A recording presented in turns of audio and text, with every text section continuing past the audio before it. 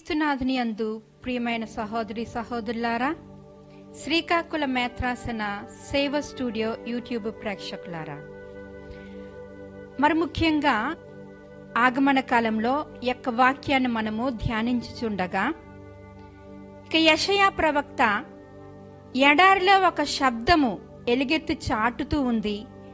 ప్రభు మార్గమును సిద్ధము చేయుడు, లోయలు పూడ్చబడాలి, ప్రతి కొండ, నేలమట్టము, మిట్టపల్లములు, సమతలము అవన్నీ కూడా జరగాలి అంటున్నారు ప్రవక్త. అంటే పాప జీవితానికి స్వస్తి చెప్పి చీకటి, ద్వేషం, స్వార్థం అన్నింటినీ విడిచిపెట్టి యేసుక్రీస్తు, పవిత్రుడైన యేసుక్రీస్తు కోసం మనము సిద్ధపాటు కలిగి ఉండడం.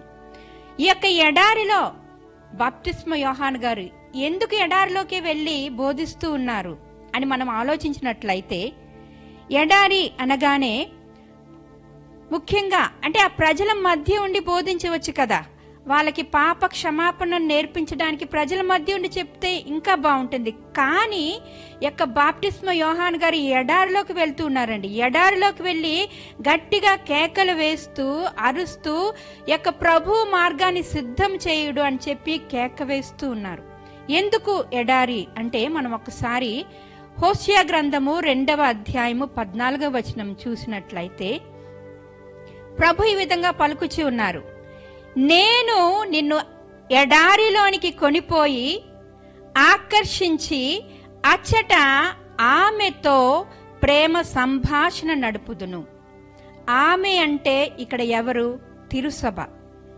అంటే దేవుడు తన తిరుసభతో యొక్క ప్రేమ సంభాషణ చేస్తాను. ఎక్కడికి తీసుకెళ్ళిపోతాను అంటున్నారు? ఎడారిలోనికి. అంటే there is no disturbance there. He just wants to be alone with us. God wants to be alone with us. He just అంటే దేవుడు మనము ఏకమై ఇంకా అక్కడ ఎవ్వరూ లేకుండా ఐక్యము కలిగి దేవునితో ఉండటానికి ఎడారిలోనికి కొనిపోతున్నారు.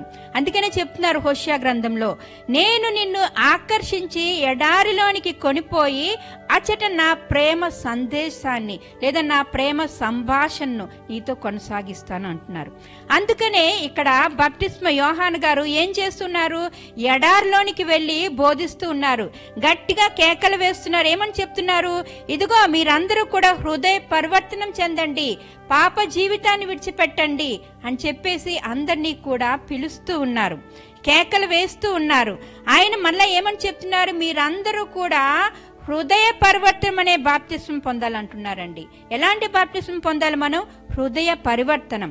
ఎందుకంటే యొక్క పాప జీవితాన్ని మనం ఎప్పుడైతే విడిచిపెడతామో అప్పుడే యొక్క పవిత్రత అనే దేవుడితో మనం ఐక్యగలమండి. Our God is a holy God.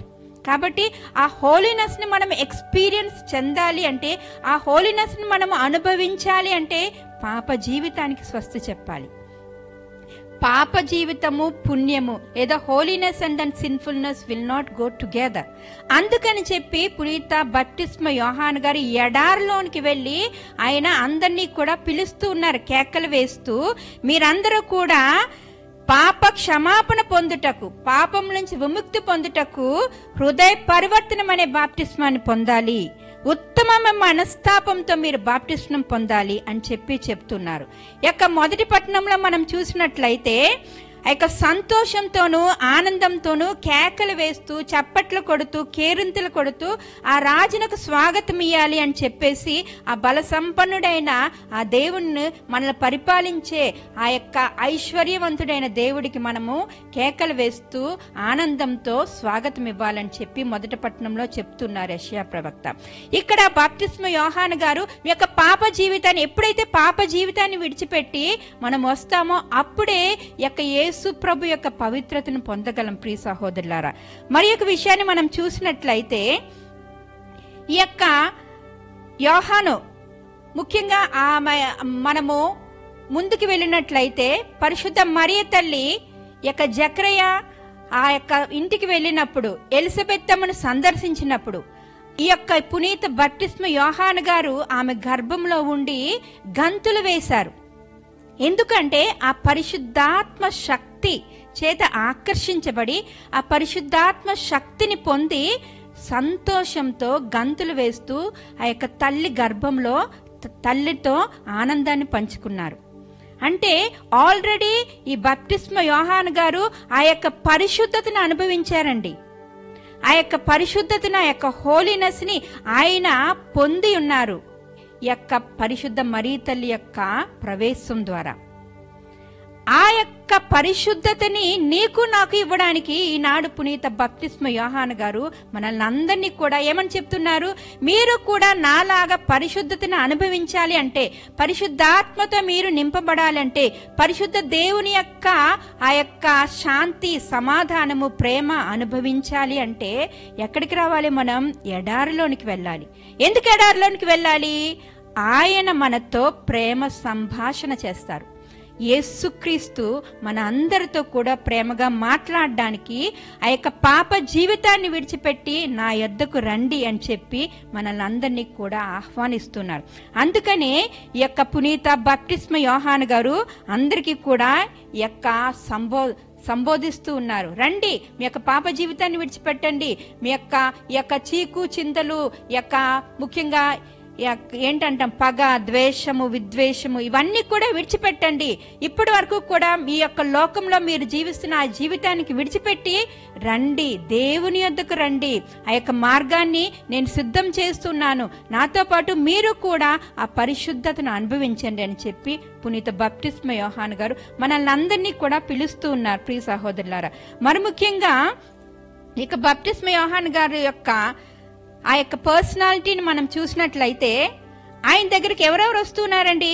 యూదయ దేశస్థులందరూ, యెరూషలేములో పురవాసులందరూ కూడా అతన్ని సందర్శించడానికి వస్తున్నారు. ఎవరో గొప్ప ప్రవక్త వచ్చి ఉన్నారు, ఎవరో ప్రవక్త చాలా మంచిగా బోధిస్తూ ఉన్నారు అని చెప్పి వారందరూ కూడా ఆకర్షితులై ఆ యొక్క దేవుని వాక్యాన్ని వినడానికి వెళ్ళారు. ఆ యొక్క ప్రజలందరూ కూడా వెళ్ళారండి.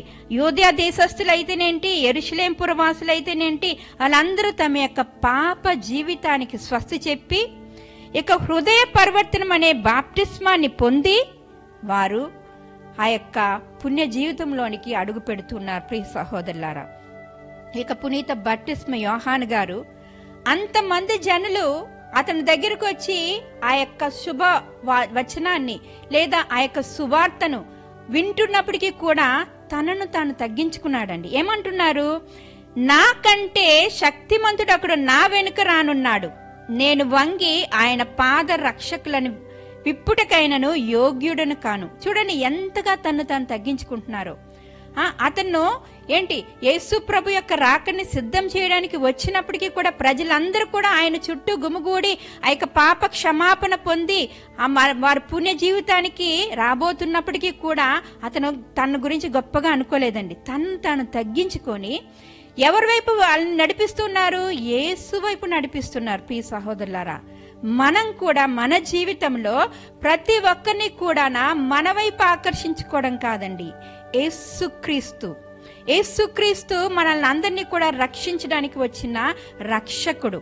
యొక్క క్రిస్మస్ అంటే ఏంటి? యేసుక్రీస్తు ఈ యొక్క లోకానికి వచ్చి నిన్ను నన్ను రక్షించడానికి వచ్చిన లోక రక్షకుడైన యేసుక్రీస్తు యొక్క శుభవార్తని మనం ప్రతి ఒక్కరికి కూడా చాటి చెప్పాలి. అదే క్రిస్మస్ అంటే.